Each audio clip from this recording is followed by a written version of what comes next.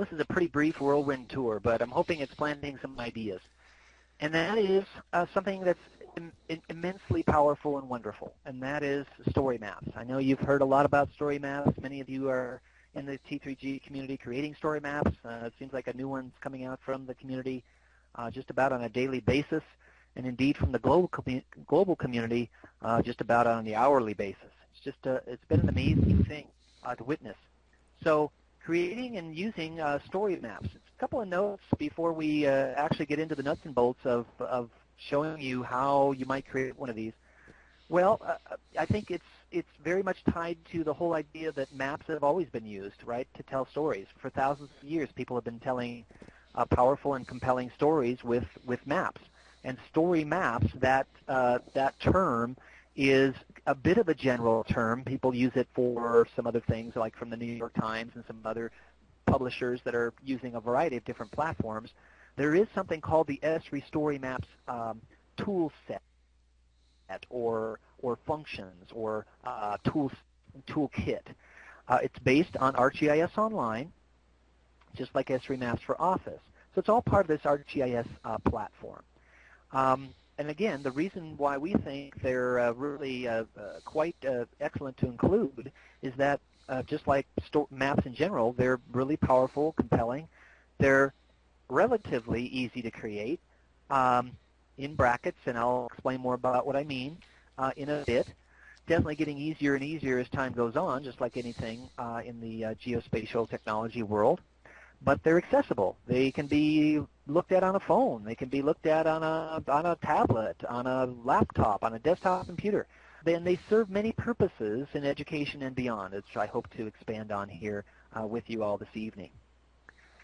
Now, there's educationally, I think there's a lot of ways. I just selected some of my favorite ways, and I think the most important ways. But they're good ways to teach content, right? If it's about energy or natural hazards or watersheds, population change, land cover change, ecoregions, etc.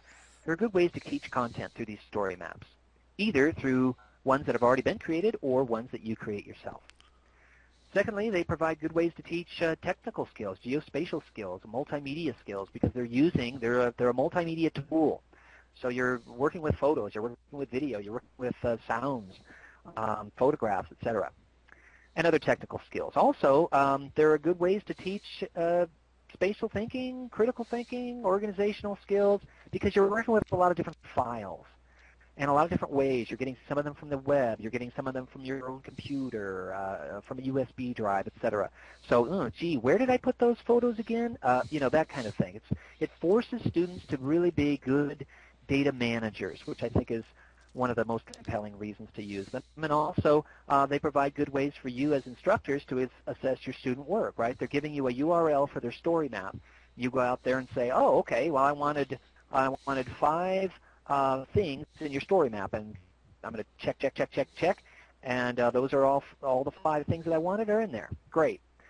Also, since they really are designed to be a storytelling communications tool, the students are building those communication skills inside the story maps work that they're doing. And they're even incorporating a lot of design and art and cartography, which is wonderful too. Now, the best place to begin is this storymaps.esri.com page.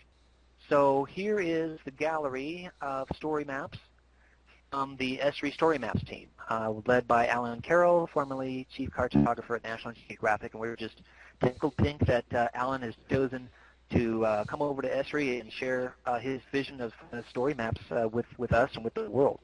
So there's a whole boatload of story maps in here and growing, as I say, by the day.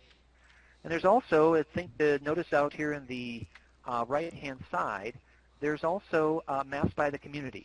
So these are story maps that have been created by non-Esri Storymaps team people. And again, as you can just see with this one screen, it's a huge, wide variety of topics.